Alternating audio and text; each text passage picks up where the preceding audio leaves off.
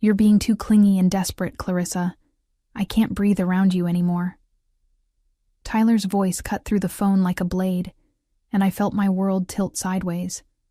4 days before our wedding. 4 days before the day I had planned for 18 months, down to the last detail. My name is Clarissa Monroe, and I'm 30 years old. I work as an event coordinator for Ravenspark Ventures in Phoenix, Arizona, where I've built my career organizing corporate retreats and high-end business conferences. I'm good at what I do, maybe too good, considering how meticulously I had planned our wedding. Every vendor was confirmed, every detail locked in place. The custom wedding dress hung in my closet, tags still attached, waiting for Saturday morning. Our honeymoon tickets to Santorini were non-refundable, purchased 6 months ago when Tyler and I were still talking about starting a family and buying a house with a white picket fence. "What are you saying, Tyler?" I managed to whisper, gripping the phone so tightly my knuckles turned white. I was standing in our shared apartment. Well, what used to be our shared apartment, surrounded by wedding gifts that hadn't been opened yet, and a stack of place cards I had spent the previous evening organizing by table. "I'm saying I need to find myself," he continued, and I could practically hear him pacing on the other end of the line. "This whole wedding thing, it's moving too fast. You've been planning every minute of our lives together, and I feel suffocated.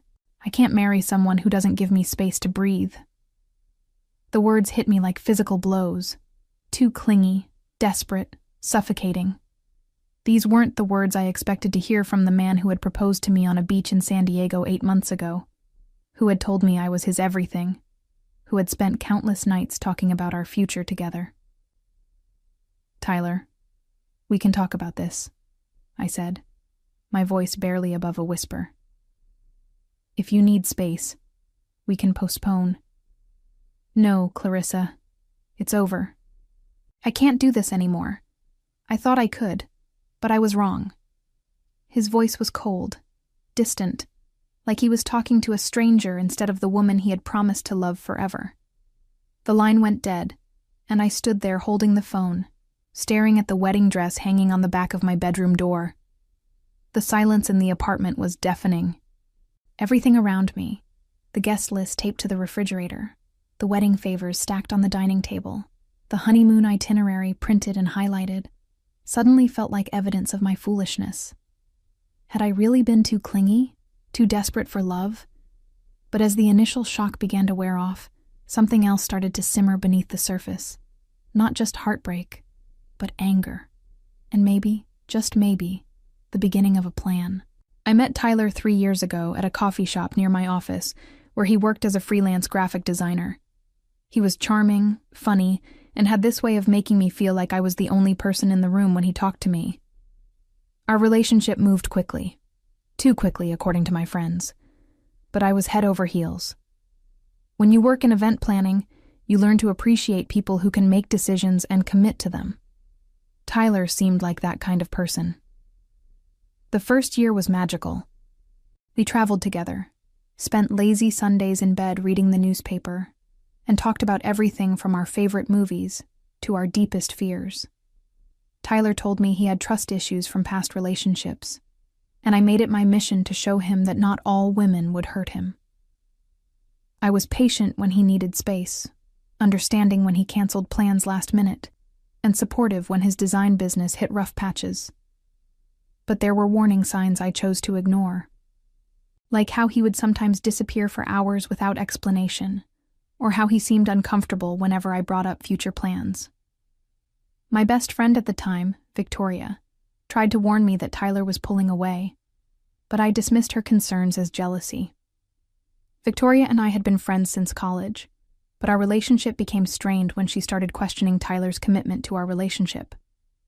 The breaking point with Victoria came last year when I discovered text messages between her and Tyler.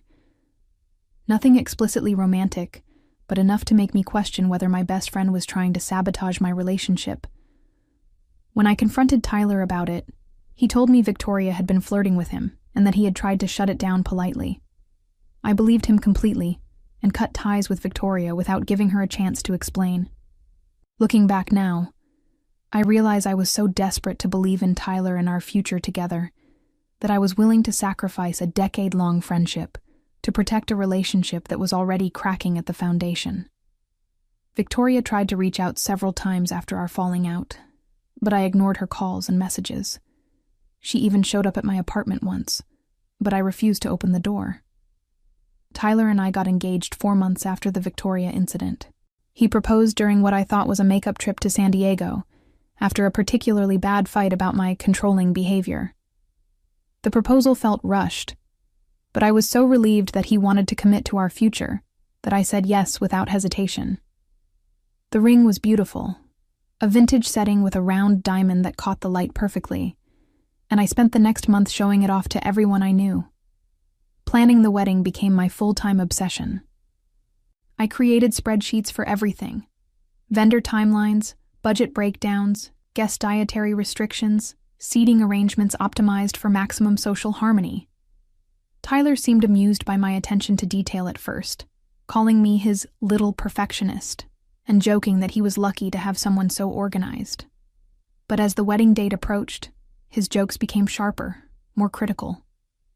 He started calling my planning obsessive, and accused me of caring more about the wedding than the marriage. I should have seen the red flags, but I was too invested in the fantasy of our perfect life together to acknowledge that the foundation was already crumbling.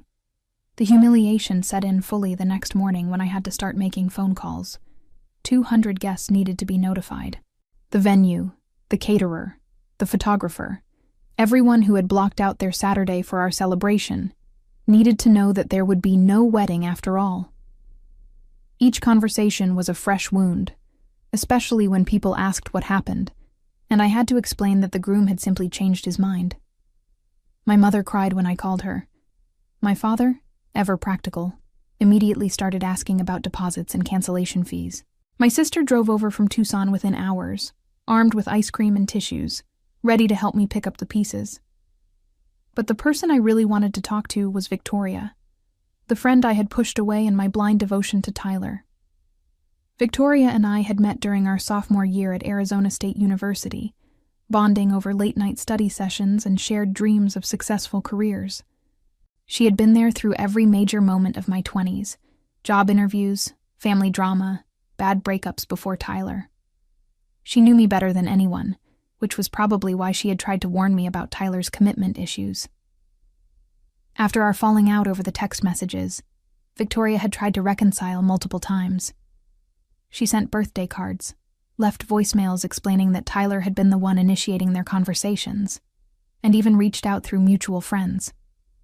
But I was too proud and too protective of my relationship to listen. I blocked her number and removed her from all my social media accounts, effectively erasing a decade of friendship to prove my loyalty to Tyler. Now, sitting in my empty apartment surrounded by wedding presents and reminders of my canceled future, I realized how badly I had misjudged the situation. Tyler had painted Victoria as the villain, but maybe she had just been trying to look out for me. Maybe those text messages weren't her trying to steal my fiancé, but her trying to figure out if he was planning to hurt me. The non-refundable tickets to Santorini sat on my kitchen counter like a taunt. $4,000 for a week-long honeymoon that would never happen. The travel insurance I had purchased wouldn't cover a canceled wedding, only medical emergencies or natural disasters. I stared at the confirmation email on my laptop, reading the romantic villa description and wine-tasting excursions that Tyler and I had planned together during happier times. As I sat there wallowing in self-pity and financial loss, an idea began to form. A crazy, impulsive idea that would either be the beginning of my healing process or the most expensive mistake I had ever made. I picked up my phone and scrolled through my contacts until I found Victoria's number, still there despite everything that had happened between us. My finger hovered over the call button for a full minute before I finally pressed it. The phone rang once, twice, 3 times before Victoria's familiar voice answered, cautious and surprised. "Clarissa, is everything okay?" "Victoria, I need to ask you something, and I need you to be completely honest with me."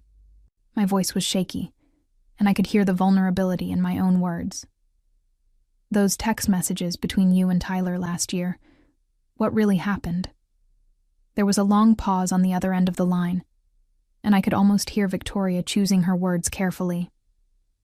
Clarissa, I tried to tell you back then, but you wouldn't listen. Tyler was the one reaching out to me. He kept asking me to meet up for coffee, saying he needed advice about your relationship.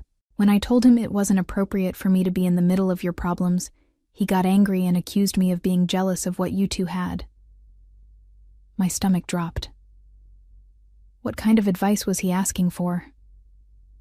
He said you were becoming too attached, too focused on the future instead of living in the moment. He wanted to know if I thought you would be okay with taking a break from the relationship. I told him that if he was having doubts, he needed to talk to you directly, not go behind your back asking your friends for permission to hurt you. I closed my eyes, feeling the full weight of my mistake.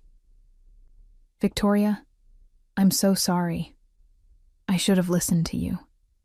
I should have trusted our friendship instead of... Clarissa, why are you calling me now? What happened? Victoria's voice was gentle but concerned. Tyler called off the wedding. 4 days before we were supposed to get married, he told me I was too clingy and desperate. He said he needed to find himself. The words felt bitter in my mouth, but saying them out loud to Victoria somehow made them feel less devastating. Oh, honey, I'm so sorry. Are you okay? Do you want me to come over? For a moment, I was overwhelmed by how quickly Victoria offered support, despite how badly I had treated her. This was the friend I had lost because I was too blinded by love to see Tyler for who he really was. Actually, I was calling to ask you something completely crazy. How do you feel about a last-minute trip to Greece? Victoria laughed, but not unkindly. What are you talking about? I have non-refundable honeymoon tickets to Santorini. $4,000 worth of romantic dinners and sunset tours that I can't get back. I was thinking maybe instead of wallowing in self-pity, I could turn this disaster into something positive. What do you say to a girls' trip? The silence stretched long enough that I started to worry Victoria would hang up on me. Finally, she spoke. Clarissa, are you sure?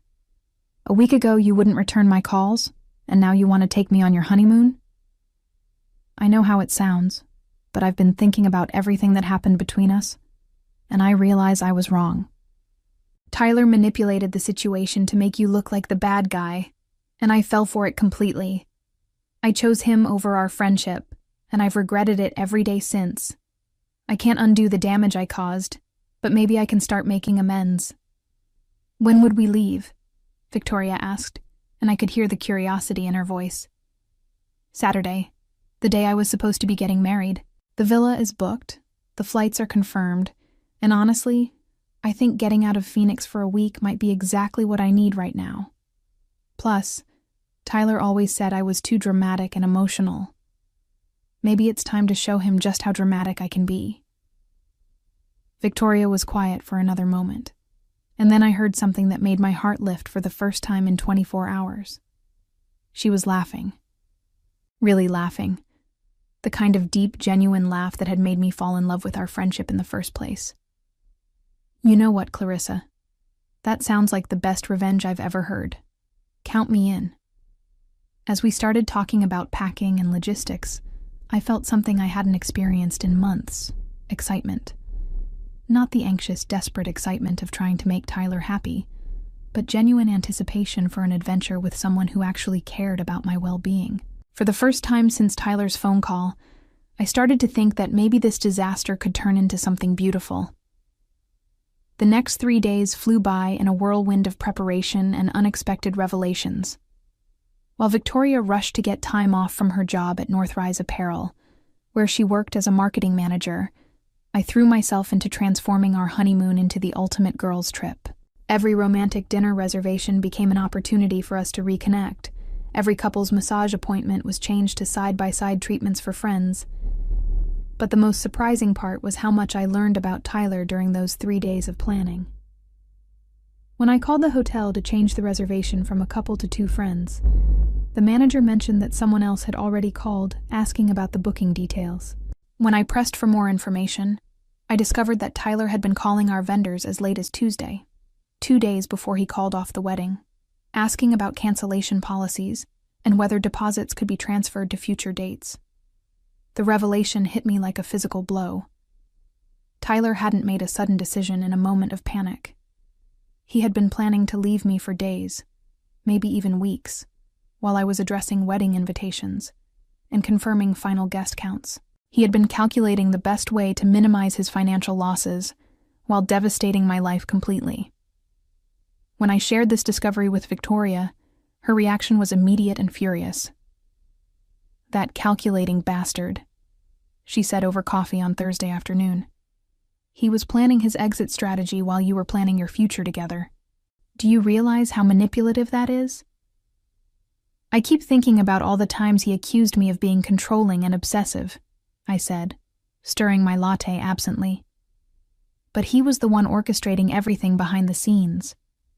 He made me feel crazy for wanting to plan our life together, when really he was planning his escape." Victoria reached across the table and squeezed my hand. "Clarissa, you weren't crazy. You were being a normal person who was excited about getting married. Tyler just didn't have the courage to be honest about his feelings, so he made you the villain instead." That evening, as I was packing for Santorini, Tyler finally showed up at my apartment. I heard his key in the lock and felt my heart race, but not with the desperate hope I might have expected. Instead, I felt a cold anger that surprised me with its intensity. "Clarissa, we need to talk," Tyler said as he walked into the living room. He looked terrible, unshaven, wearing the same clothes I had seen him in 3 days ago, with dark circles under his eyes that suggested he hadn't been sleeping well. "About what, Tyler? About how you spent days calling vendors behind my back while I was planning our wedding? About how you made me feel like I was suffocating you when really you were just too cowardly to break up with me honestly?" Tyler's face went pale. "How did you... I don't know what you're talking about. The hotel manager told me someone called asking about cancellation policies. The florist mentioned that my husband had inquired about transferring our deposit to a future event. Should I keep going, or are you ready to admit that your sudden need to find yourself was actually a calculated plan to dump me while protecting your own interests?" For the first time in our 3-year relationship, Tyler looked genuinely ashamed. "Clarissa, I'm sorry. I didn't mean for it to happen this way. I just got scared and—" "Save it," I interrupted, surprising myself with how steady my voice sounded. "I'm going to Santorini tomorrow, and I'm going to have the time of my life. You can find yourself, or lose yourself, or whatever it is you think you need to do, but you're going to do it without me." Tyler's eyes widened when he saw the packed suitcases by the door. "You're still going on our honeymoon?" "My honeymoon," I corrected. "And yes, I am." The look of shock on Tyler's face was almost worth the heartbreak of the past 4 days. "You can't be serious. Who are you going with?" I smiled sweetly, enjoying his discomfort more than I probably should have. "Victoria." The color drained from Tyler's face completely. "Victoria? Your ex-best friend Victoria? The one who tried to warn me about you? The one whose friendship I destroyed because I believed your lies about her trying to steal you?" "That Victoria."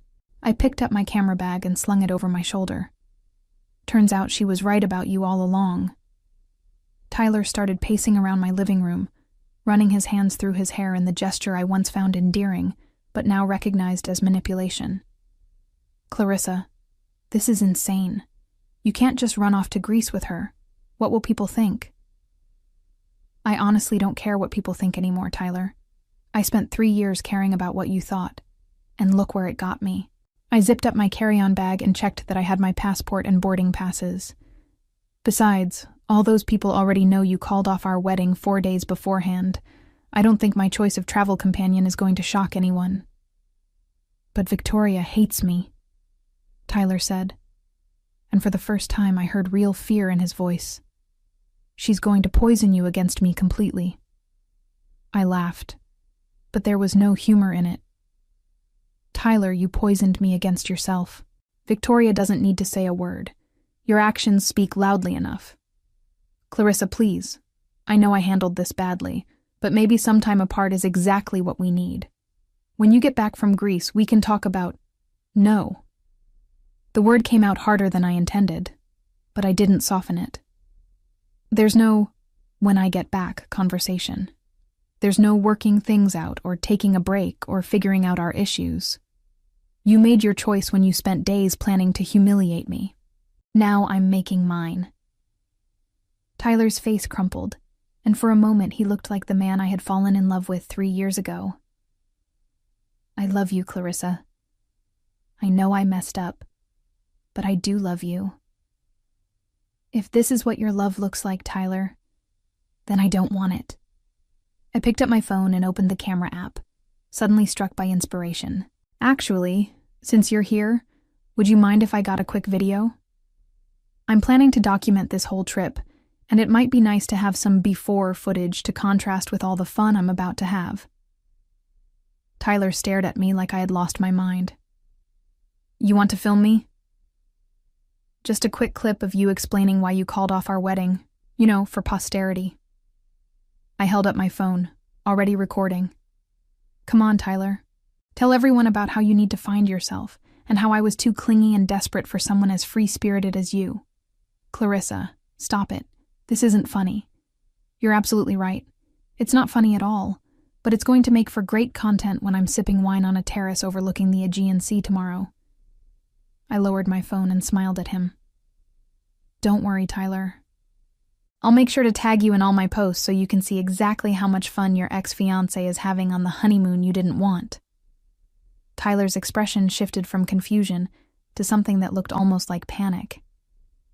Clarissa, you wouldn't watch me, I said, grabbing my suitcases and heading for the door. Goodbye, Tyler. I hope you find whatever it is you're looking for. As I closed the door behind me, I could hear Tyler calling my name, but I didn't look back. I had a plane to catch and a new life to start living. Santorini was everything I had dreamed it would be, but better than I had ever imagined it could be with the right person. Victoria and I arrived at the villa on Saturday evening, what should have been my wedding night. Exhausted from travel, but giddy with the realization that we were actually doing this. The sunset from our terrace was breathtaking, painting the white buildings and blue domes in shades of gold and pink that no photograph could capture. To new beginnings, Victoria said, raising her glass of local wine as we watched the sun disappear into the sea. To friendship, I replied, clinking my glass against hers, and to the best decision I've made in years. We spent the evening planning our week, mapping out all the activities Tyler and I had researched together, but would now become memories with my restored best friend instead.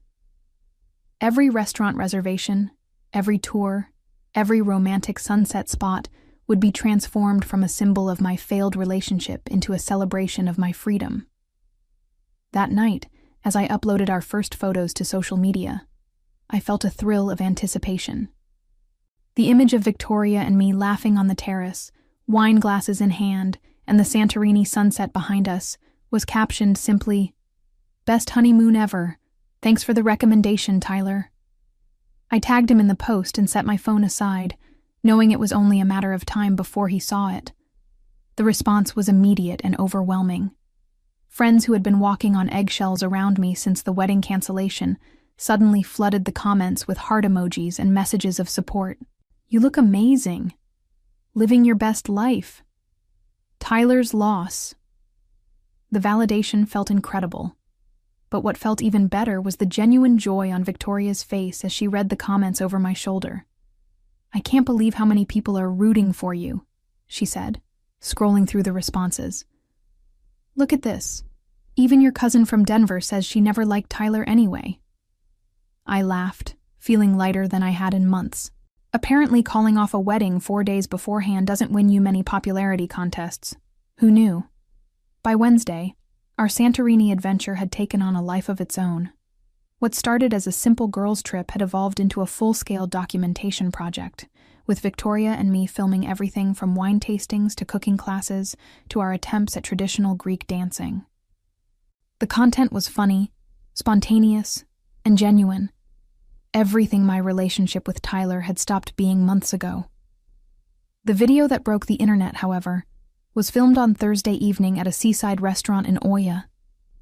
Victoria and I had just finished an incredible dinner of fresh seafood and local specialties, and we were both a little wine-drunk and feeling philosophical about life. I set up my phone to record what I thought would be a simple thank you message to everyone following our adventure. Day 6 in Santorini, I began, the camera capturing the stunning backdrop of white buildings cascading down the cliffside behind us. I just want to thank everyone who's been following along on this incredible journey. A week ago, I thought my life was over because my fiancé decided I was too clingy and desperate for him. But you know what I've realized? I wasn't clingy. I was just clinging to the wrong person. Victoria jumped into frame, throwing her arm around my shoulders. And now she's clinging to me, and I'm totally okay with it. We collapsed into giggles, and I continued through my laughter.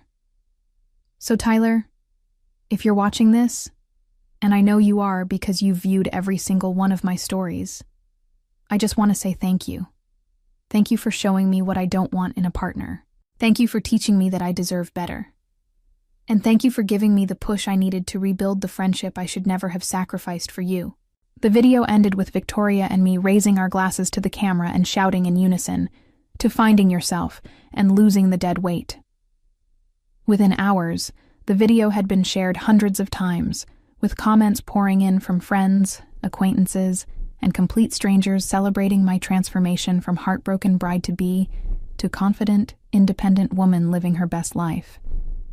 But the comment that made it all worthwhile came from Tyler himself, posted at 3 a.m. Phoenix time. "We need to talk when you get back. This has gone far enough." I screenshot the comment and showed it to Victoria over breakfast the next morning.